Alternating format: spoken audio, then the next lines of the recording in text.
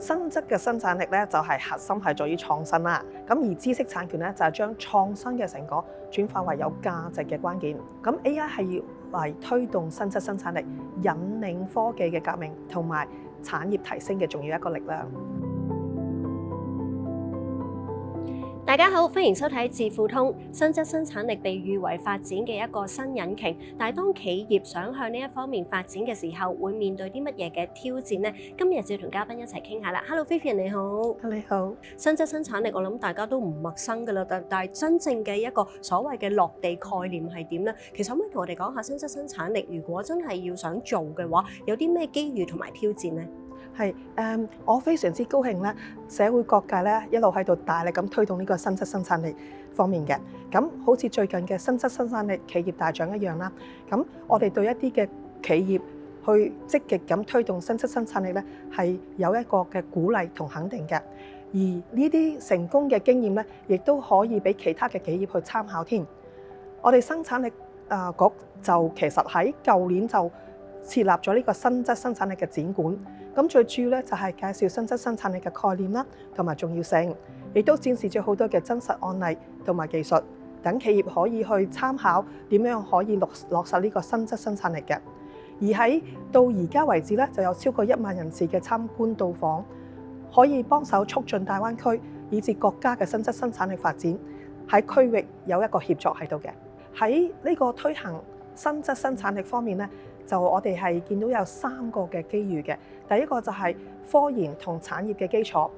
大家都知道香港有好多世界級嘅大學同埋科研機構，可以從0到1嘅技術有突破嘅。而另外一方面咧，香港亦都有好深厚嘅工業根基，我哋好熟悉國際市場，而供應鏈方面咧嘅管理能力咧非常之係卓越嘅。所以喺呢一方面，我哋可以將呢個成果轉化從1到N 嘅產業化。咁第二個機遇咧，就係關於政府政策同埋資源嗰方面嘅。不得不提咧，就啱啱有一個新嘅資助計劃咧，就係叫做製造及生產線升級支援先導計劃，我哋簡稱 Manufacturing Plus， 係提供一啲資助俾企業去發展佢哋嘅新質生產力嘅。咁同時咧，其實係有2個好大型嘅資助計劃，咁涵蓋嘅範圍咧有譬如生命健康科技、人工智能、新能源。而喺加速計劃嗰方面咧，個申請門檻就啱啱下調到1.5億元添。咁第3個嘅優勢咧，就係關於我哋一國兩制嘅區域優勢啦。香港係背靠祖國，聯通世界，咁所以香港係國家對接國際嘅窗口。咁我哋喺大灣區咧就優勢互補，可以喺將我哋嘅區域產業鏈咧嘅競爭力就加強嘅。而挑戰方面咧，亦都有3個嘅。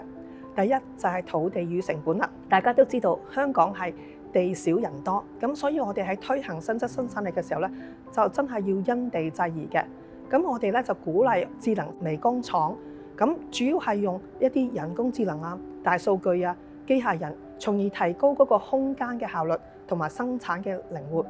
咁有一個案例咧，就係我哋喺觀塘嘅製衣廠，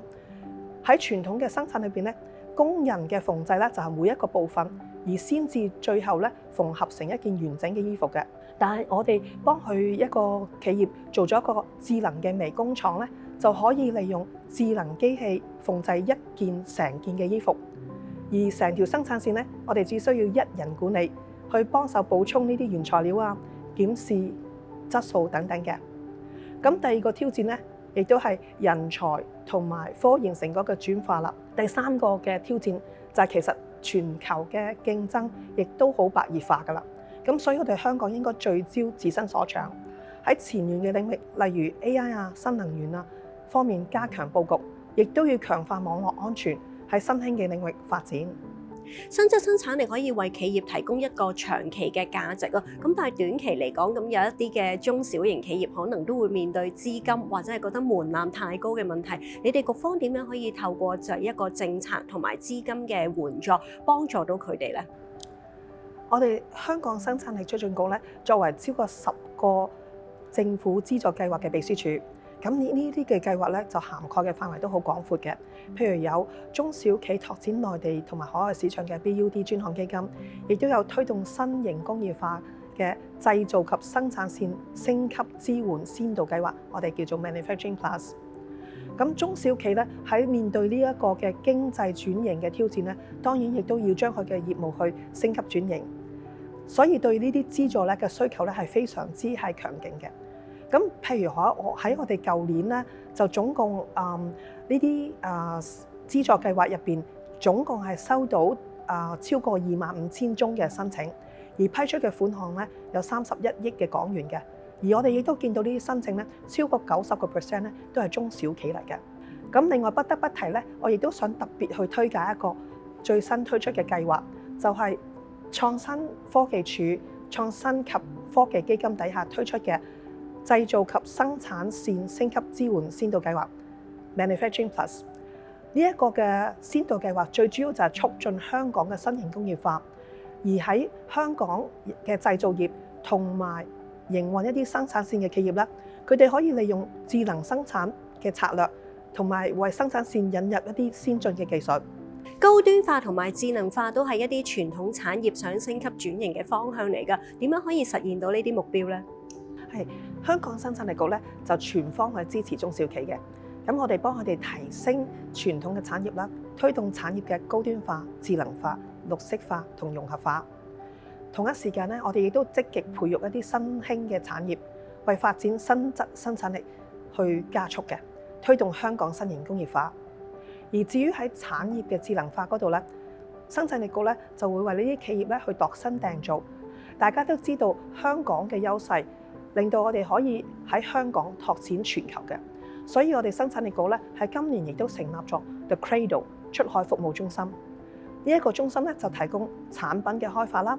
技術嘅升級、製造同埋管理綜合出海嘅服務嘅。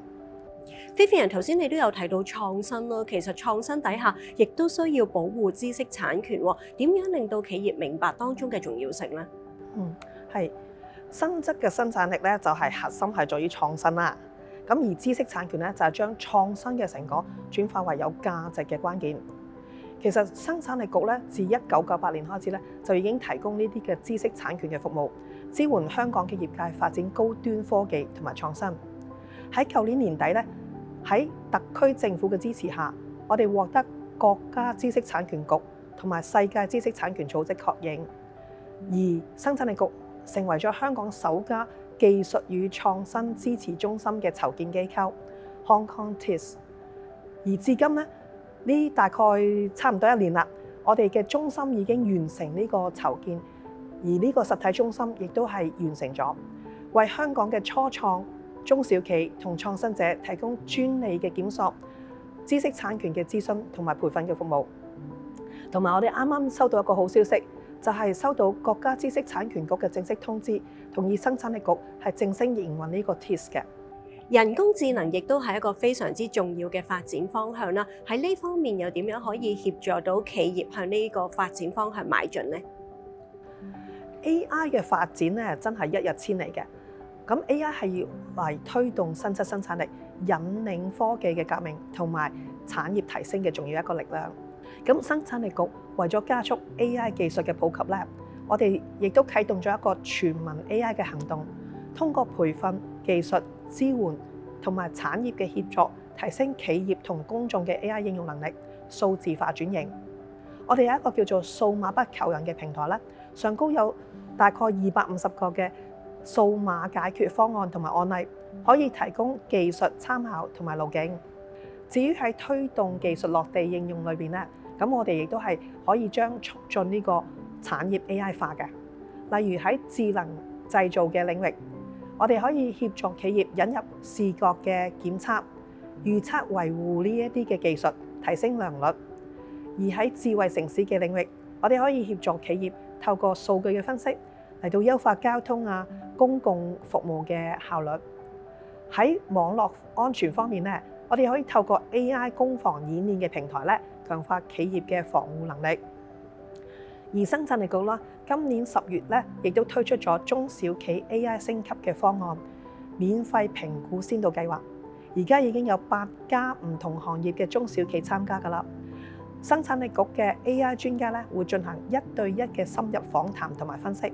根據評估嘅結果咧，嚟幫呢啲企業度身訂做一啲 AI 嘅解決方案。智能嘅升級化培育呢個新質生產力嘅。另外，我哋生產力局亦都開發咗創新嘅 AI 工具 HKPC 天工開物 Picasso 嚟到提升內部嘅工作效率，同埋為業界提供轉型嘅範本。最後不得不提咧，就係我哋亦都開發咗全港首個為政府資助計劃而設，而亦都取得咗專利嘅 AI 解決方案 Pistachio。呢一個嘅解決方案就係運用人工智能代理嘅技術，協助我哋嘅同事更快、更準確地處理呢啲申請，而整體嘅審批效率咧，亦都提升咗20%，準確率咧超過90%。咁我哋而家應用喺一個嘅資助計劃上高，已經係協助處理咗超過2600個申請㗎啦。聽完 Vivian 同我哋解釋之後咧，咁都明白到啦，其實有好多唔同嘅支援都可以幫助到企業咧邁向新質生產力嘅。今日再一次多謝晒 Vivian。